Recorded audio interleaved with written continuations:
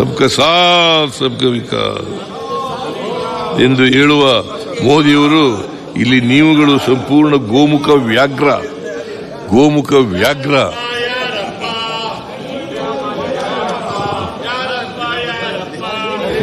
ನಿಲುವಿನವರು ಆಡುವುದೊಂದು ಮಾಡುವುದೊಂದು ಎಂಬುದನ್ನು ವಿರೋಧ ಪಕ್ಷದವರು ಒಟ್ಟಿಗೆ ಸೇರಿ ಸಾಬೀತು ಮಾಡಿದ್ದಾರೆ.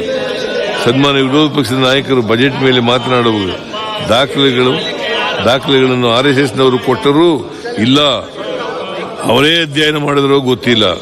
ಆದರೆ ಅವರ ಬಜೆಟ್ ಮೇಲಿನ ಭಾಷಣ ಸಂಪೂರ್ಣ ದೋಷಪೂರಿತ ಹಾಗೂ ಬಡವರ ದಮನಿತರ ವಿರೋಧಿಯಾಗಿತ್ತು ಎಂದು ಮಾತ್ರ ಹೇಳಬಲ್ಲೆ. ಎಸ್ಸಿಪಿ ಟಿಎಸ್ಪಿ ಯೋಜನೆಗಳಿಗಾಗಿ ನಮ್ಮ ಸರ್ಕಾರ ಈ ಬಾರಿ 42,018 ರೋಗಳನ್ನು ಒದಗಿಸಿದೆ. ನಾವು ಪರಿಶಿಷ್ಟ ಸಮುದಾಯಗಳ ಏಳಿಗೆ ಪ್ರಾಮಾಣಿಕವಾಗಿ ಬಯಸುವವರು. ನಮ್ಮ ಕಾಳಜಿ ಕೇವಲ ಬಾಯಿ ಮಾತಿನದಲ್ಲ. 20, 21, 22, 23 ವರ್ಷಗಳ ಅವಧಿಯಲ್ಲಿ ಇಂದಿನ ಬಿಜೆಪಿ ಸರ್ಕಾರ ಎಸ್ಸಿಪಿ ಮತ್ತು ಟಿಎಸ್ಪಿಗಾಗಿ 80,415 ಕೋಟಿ ರೂಪಾಯಿಗಳನ್ನು ಬಿಡುಗಡೆ ಮಾಡಿದೆ. ಆದರೆ ನಾವು 2023ರಿಂದ ಈಗ ಮಂಡಿಸಿರುವ ಬಜೆಟ್ವರೆಗೆ 1,15,509 ಕೋಟಿ ರೂಪಾಯಿಗಳು ಒದಗಿಸಿದ್ದೇವೆ. ಬಿಜೆಪಿಯ 3 ವರ್ಷಗಳಿಗೆ ಹೋಲಿಸಿದರೆ ನಾವು 35,094 ಕೋಟಿ ರೂಗಳನ್ನು ಹೆಚ್ಚಿಗೆ ಒದಗಿಸಿದ್ದೇವೆ. ಶೇಕಡಾ 43.64% ಹೆಚ್ಚಿನ ಅನುದಾನವನ್ನು ಒದಗಿಸಿದಂತಾಗಿರುತ್ತದೆ. ಒಟ್ಟಾರೆ ಸಮಾಜ ಕಲ್ಯಾಣ ಇಲಾಖೆಗೆ 52.5% ಹೆಚ್ಚು ಅನುದಾನವನ್ನು ಕೊಟ್ಟಿದ್ದೇವೆ. ವಿರೋಧ ಪಕ್ಷದ ನಾಯಕರು ಪ್ರಾಜೆಕ್ಟ್ ಟೈಗರ್ ಮತ್ತು ಪ್ರಾಜೆಕ್ಟ್ ಎಲಿಫೆಂಟ್ ಯೋಜನೆಗೂ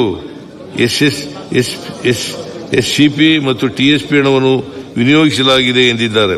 ಆದರೆ ಇದು ಕೇಂದ್ರ ಸರ್ಕಾರದ ಸಮಸ್ಯೆ. ಕೇಂದ್ರ ಸರ್ಕಾರವು ರೂಪಿಸಿರುವ ಕೇಂದ್ರ ಪುರಸ್ಕೃತ ಯೋಜನೆಗೆ ಮ್ಯಾಚಿಂಗ್ ಗ್ರಾಂಟ್ ಒದಗಿಸಿದ್ದೇವೆ ಅಷ್ಟೇ. ನಮ್ಮದು ಮುಸ್ಲಿಂ ಬಜೆಟ್ ಅಲ್ಲ, ಸರ್ವೋದಯ ಬಜೆಟ್.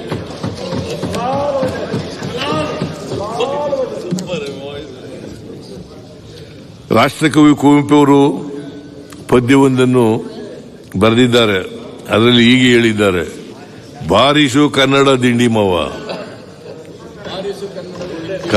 ಬಾರಿಸು ಕನ್ನಡ ದಿಂಡಿ ಮಾವ,